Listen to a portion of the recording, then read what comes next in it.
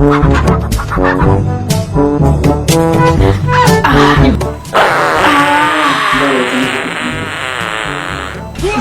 একটা ফোন করি। Hello hello, তুমি কি করছো? এটা কি আওয়াজ হলো? কি আওয়াজ হলো? কিছু না কিছু না, আরে আমি সেন্ট মারছি, ওর জন্যই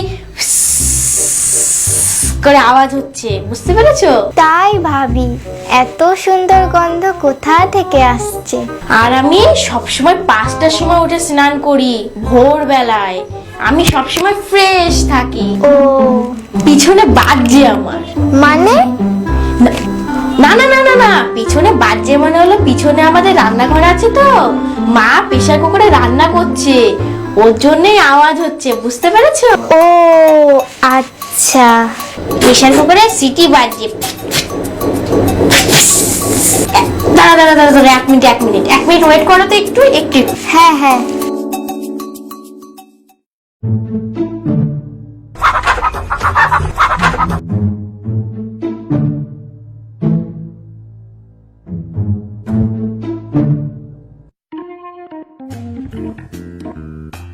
বাথরুম থেকে বেরোলো, জলের আওয়াজ পেলাম না, ফ্লাশ টানলো না, দেখি তো। বাবারে কি গন্ধ! রচিত,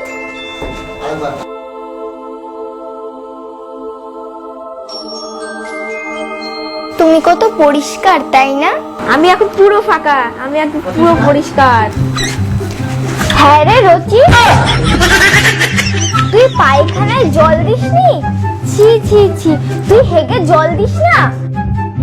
এত নোংরা ছেলে তুই! তোর বাবা কি আমাকে ম্যাত্রানি এনে রেখেছে যে আমি পায়খানাতেও জল দেব? এই নিয়ে 18 দিন স্নান করিস না, গায়ে তো মোষের মতন গন্ধ। হ্যাঁ রে, তুই পিছন চেয়েছিস, ঘরেও যেন গন্ধ বেরোচ্ছে। লজ্জা লাগে তোকে আমার ছেলে বলতে, এখন আবার হাগায় গিয়ে আমাকে জল দিতে হবে। হারে ভগবান, আমাকে তুলে নাও। হ্যালো, তুমি এত নোংরা? তোমার থেকে তো আমার মোগলু আর পাগলুই অনেক বেশি ভালো। সেটা আবার কি? আমার বাড়ি দুটো বেড়াল। ছি, ডাস্টবিন ম্যান, ফোন রাখো।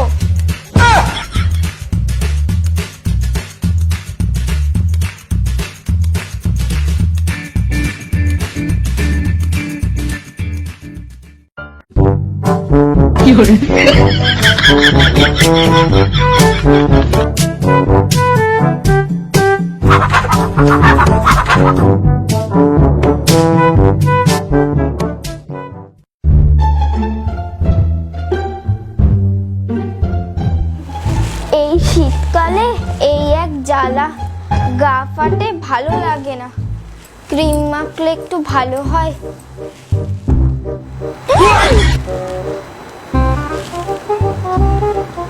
রচিত!